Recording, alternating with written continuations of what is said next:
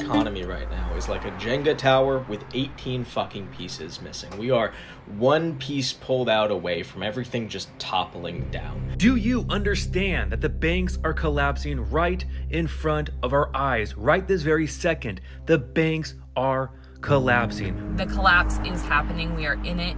It is crumbling.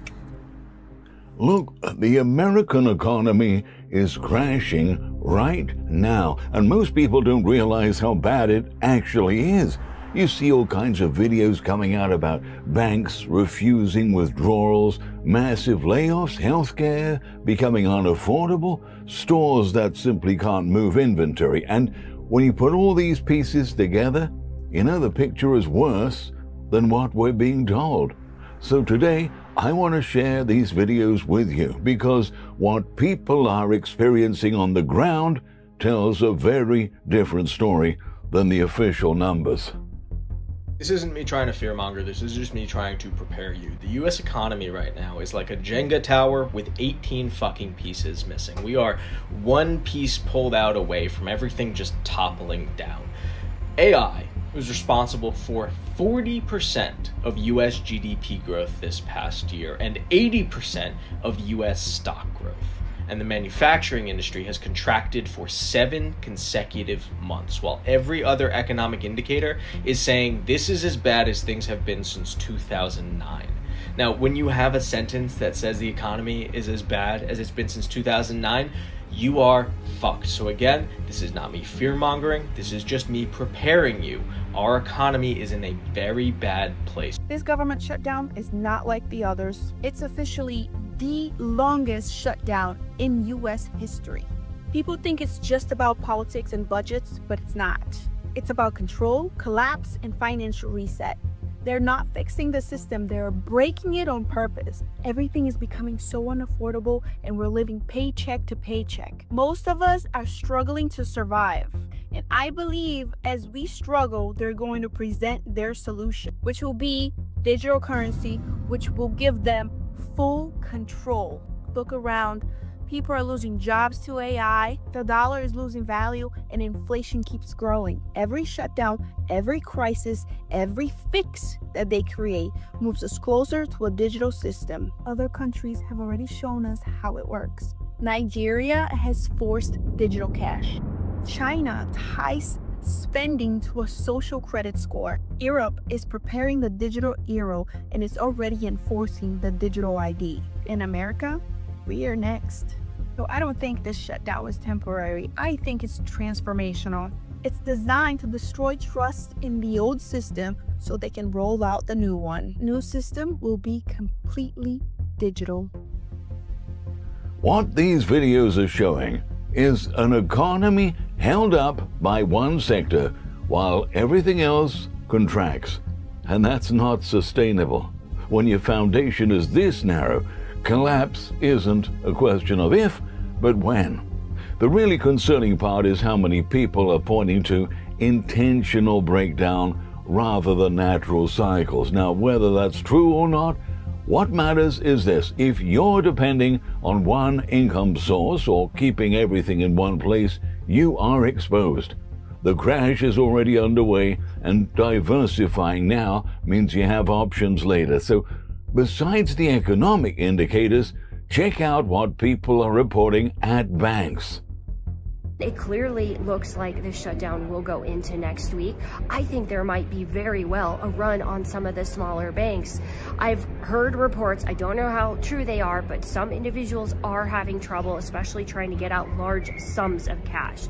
So a few individuals I've seen comments on just through the TikTok have said, you know, they tried to take out a large deposit, bank wouldn't grant that, wouldn't allow that to leave the bank. They didn't have it, basically. So that's essentially what's happening when there's no cash, when there's no liquidity. The banks can't meet these withdrawals, and we will not have any of that money going into the banks, and we are going to potentially see a run on the grocery stores and a run on the banks because people are not going to have SNAP benefits. People are not not going to have paychecks to buy food. And then on top of that, banks aren't going to have money to meet withdrawals. So we'll see what happens next week, but there's no intention of reopening the government. So I just went to the bank to take out some cash, and this has never happened to me before, but the bank teller says, "Why do you need the cash?"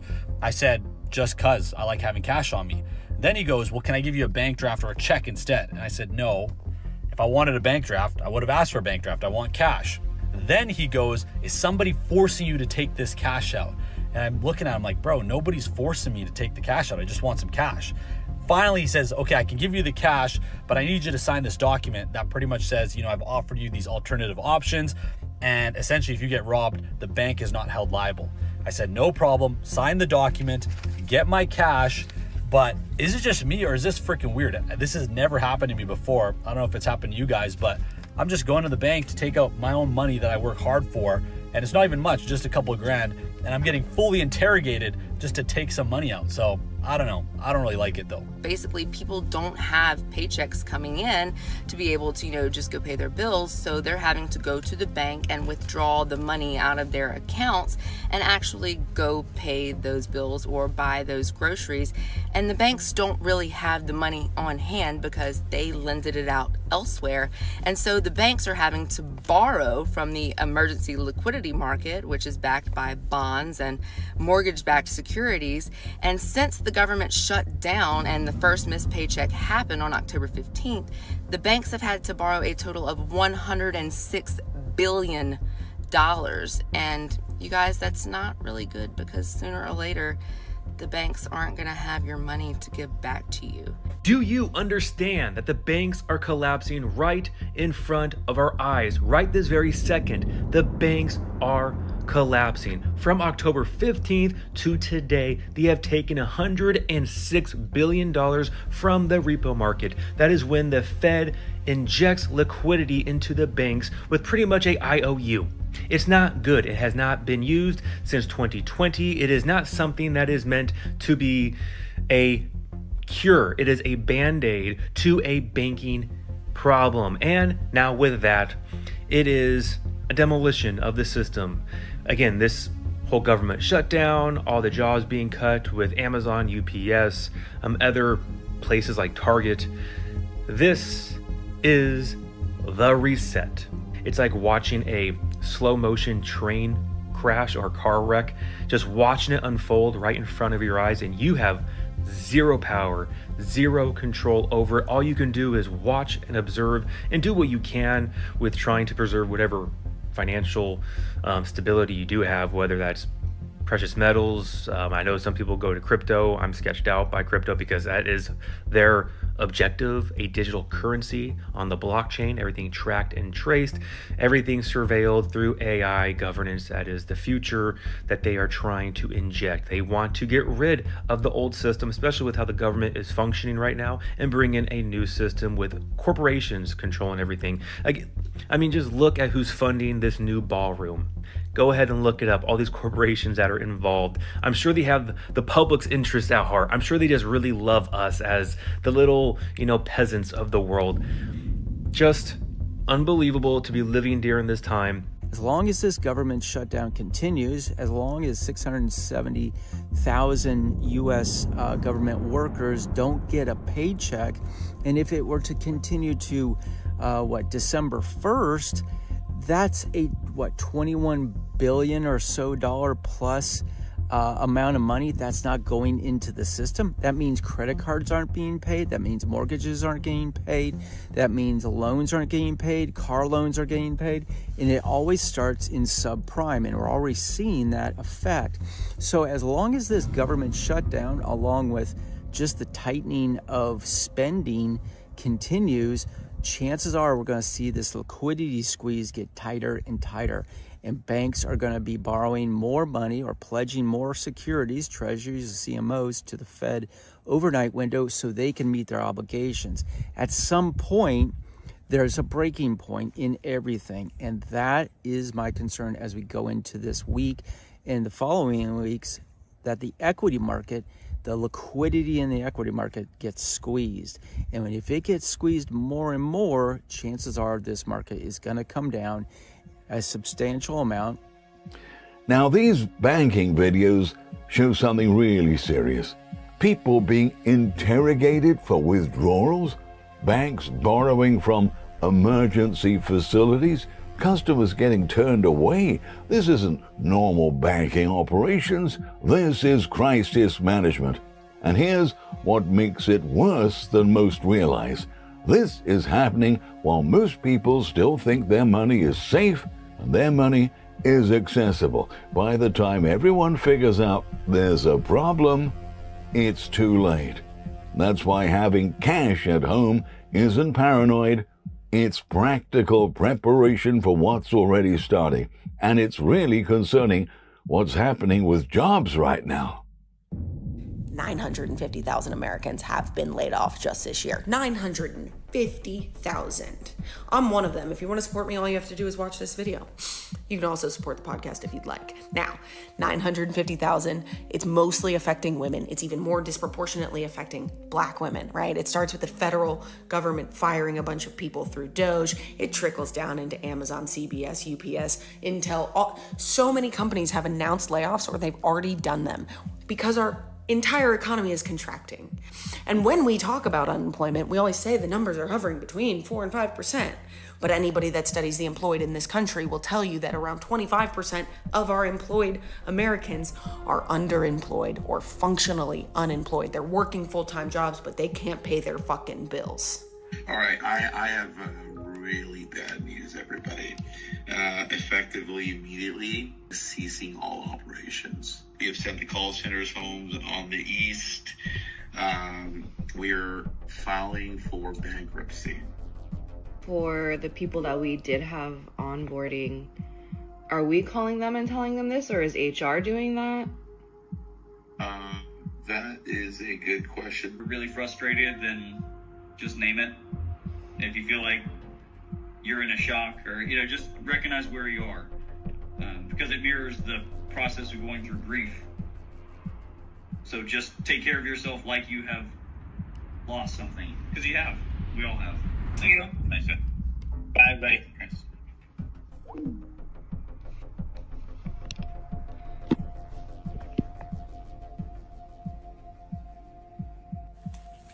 Amazon laid off 30,000 people today, so that's cool.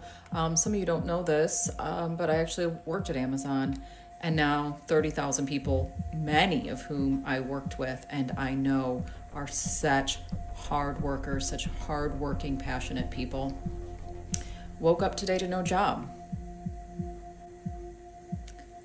And that's right before Christmas. General Motors just laid off hundreds of design engineers, and this just right after announcing strong profits. And that's a reality check for everyone, including myself. Job security in 2025 isn't just about performance, it's about adaptability. GM said that they're restructuring to strengthen core design capability. Now you may be wondering, well, why would you lay off your design engineers then? Oh, this can translate to even top performers can be let go if their roles don't align with the new priorities like automation and AI. This isn't just happening with GM. Yesterday we saw that Amazon laid off about 4% of their workforce, and this could go up to 10% of their workforce. UPS just cut 48,000 jobs, guys. But don't worry, it's to improve efficiency, they said. Translation there, robots don't need healthcare. Most of the layoffs here, they say, are coming from corporate, middle management, and automation-targeted warehouse roles. In other words, it's everybody. So you can't cut 48,000 jobs and not have it be everybody and everybody be systemic. So I'm not going to go into whose fault this is or whose responsibility this is or what's going to happen, but when you cut 50,000 jobs from a major public sector like this, it really hurts the economy, and inflation is already crazy. So let me know your thoughts, guys. How is this going to affect everything going forward? Because we're over 1 million layoffs already in 2025. Intel just announced this week they're dropping 24,000 people. 24 more thousand people are getting laid off, and this is what's happening with AI restructuring. Why are so many people being laid off? I can understand the economic shift part, because even being a business owner myself, I need to hire somebody else. And I'm like, I don't know. If you follow me, you know I've been helping people with their finances for like 17 years now, going on 18 years. In my entire career, I have never seen the number of people that make a good income and can make ends meet. So you was already struggling and you work for this big major company where you thought you were going to be safe, and now they're announcing that they're doing major layoffs and major restructuring? It's only going to get worse. What these videos reveal is that nearly 1 million jobs are gone, and these aren't recession layoffs. These are profitable companies replacing humans with automation permanently. Those jobs are not coming back ever. And here's what's worse. The official unemployment numbers don't capture the real damage because they don't count people who gave up looking or who are underemployed. So when you hear unemployment is low, that's not the full picture. The real question is, when your job gets automated, what's your next move? Because waiting until it happens leaves you scrambling. Now, let's talk about healthcare, because this is hitting families really hard. The health insurance situation in the United States is officially broken. It cannot be repaired. It is the Titanic sinking. The iceberg is the big beautiful bill. It sunk our system. The system already stunk. My health insurance for 2025 for my family, my wife, and my beautiful son and myself was $1,500 per month. That has gone up to $2,150. That's an extra $600 to $700 per month. That's just the price to get in the door. That's the cover charge. Then you have your copays. Total out-of-pocket max for my family for 2026 will be $20,000. So the health insurance marketplace just opened today here in Oklahoma, and I just went and looked up my current plan, and it's going up by 160%. I can't afford that. We knew this was coming. I don't know why I'm surprised. It was just shocking to see it in black and white. 160%. So I knew this was very likely, but I'm not going to have health care next year. I'm 57, I'm healthy, but all I can afford is the catastrophic care. This is the richest country in the world. But my government doesn't care about me. My government doesn't care about my health care.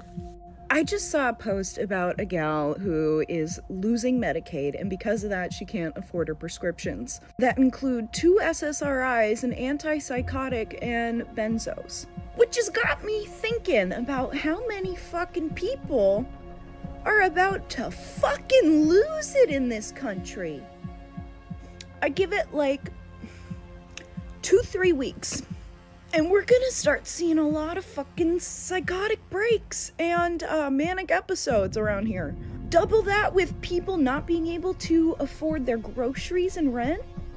When people have nothing left to lose, including their fucking sanity, there's a reason they're building fucking camps to rehabilitate the mentally ill right now. You know that big, huge complex right outside Salt Lake City they just built for the homeless? That's also for people who are mentally ill that they can forcibly commit. Project 2025, remember, this is all planned. Anyone they see as a drain on society, they want to get rid of or force into forced labor. That's what's happening right now. These healthcare videos show costs doubling and tripling overnight, people losing their coverage, medication access being just cut off. And what makes this worse than you think is that cascading effect. You know, when people can't afford mental health medications while losing jobs and housing, that creates a societal crisis, not just a personal one. It's simply that the system isn't just expensive anymore, it's collapsing. So families need backup plans, and they need those plans now. Free clinics, prescription assistance programs, alternative coverage, because assuming you'll keep what you have is dangerous. And here's something you can see yourself. Look at what's happening in stores. A recession is coming very, very soon, and I know this because Every single retail store that I have been in over the past month has such an overstock of everything. I've never seen so much clutter in my life. First being Home Goods, Marshalls, TJ Maxx. They have so much stuff from Halloween, which is in 3 days, that hasn't moved. And regardless of the promotions, the clearance, the discounts, people are not shopping. I went to Old Navy yesterday to return something, and they had so many extra racks on wheels that they brought up to put the extra inventory that if the fire marshal went into Old Navy's, they would find them. You couldn't even walk through, truthfully. I had to squeeze between 2 of the racks.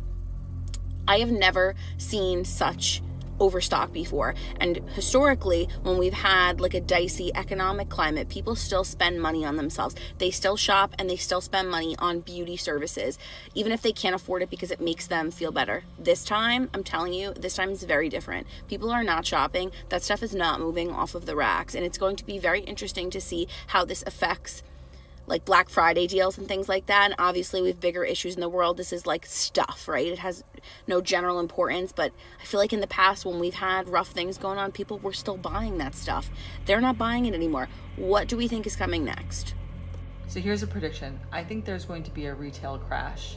I think there's a giant retail bubble right now for crap that was never worth it, that has absolutely skyrocketed in price. And for some reason, people have bought into it and allowed that to happen. But I think more and more people will start to realize that this stuff was never worth it to begin with, and they are going to stop buying into it. And just a few examples of this: those cheap workout sets that are made out of polyester and spandex and that they're charging upwards of $100 a piece for. Those bathing suits that are like 3 threads of fabric that they're charging over $100 to $200 for 1 or 2 pieces for. Coffees and lattes. It's just getting so wild that it's just going to become unsustainable. Skincare, makeup. And we know that their margins are outrageous because their profits are outrageous. These companies are just exponentially increasing their profits year after year by exponentially increasing the prices on these garbage things that they're selling us. And when this crash happens, these companies are going to be forced to bring down the price or go out of business.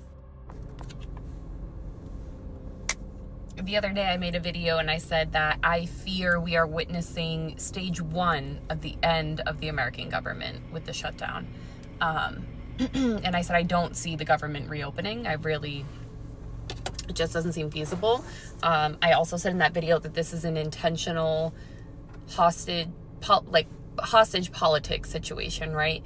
Now the banks. If you can't directly correlate how the banks are the main foundation of the American economy, the Fed's pumping billions of dollars overnight into the banks is not a coincidence. It is a red flag that has been happening, and this is like the Hail Mary. Like, let's pump them. It's a Band-Aid. It's not a cure, but the government is still shut down. Federal employees are still laid off. That means people aren't making payments to the banks. They aren't purchasing new capital, new anything, right? Go larger than that. Federal shutdown. Billions go into SNAP every month for people to buy groceries, which it goes into our economy. People aren't going to be doing that. Large corporations are going to start laying people off, which means less people receiving payments, which it's all connected. It's all connected. We are witnessing, the other day, let me backtrack to what I just said. I said, I fear we are witnessing. No, we are witnessing the fall of the American government. Like, it's happening in real time in front of our eyes right now. We are witnessing it firsthand. Like, this is happening. Like, the collapse is happening. We are in it. It is crumbling. It is what it is at this point. We got to let it crumble. There's no fixing what's going on. There's no fixing it. And yeah, he's like, we'll partially fund SNAP this month. Like, are you? Are you? Because the government's still going to be shut down next month. It's not. I don't see it reopening. This is the fall of the American government. What these videos document is stores packed with inventory that won't sell. It won't sell even at steep discounts. and historically, people keep buying small things even in downturns, but not this time. This shows consumer spending, which drives most of our economy, has fundamentally changed. The retail crash coming is going to be bigger than people expect because it's built on a decade of inflated prices for worthless products. For families, this means being extremely selective about spending because every dollar needs to go further in what's coming. So, here's the reality. The crash isn't coming. It's already here. Banking system stressed, jobs disappearing permanently, healthcare unaffordable, consumer spending stopped. And it's worse than you think, because these aren't separate problems, they're all connected, they're reinforcing each other. You know, the most important thing you can do is to act, and act now while you still have options. If you've got an income, build savings fast. If you have a job, create backup income streams. If you've got housing, make sure you can afford it if your income drops. Keep cash accessible. Cut unnecessary spending and do that immediately. Build relationships locally with people you can count on. Learn skills that can't be automated. This isn't about fear, it's about facing reality. The crash is happening whether we acknowledge it or not. The question is whether you're prepared when it hits your situation directly. So let me know your thoughts down below. Are you seeing this in your area? What preparations are you making? I'm really curious to hear from you. I hope you're well, and I also hope to catch you in the next video. Take care.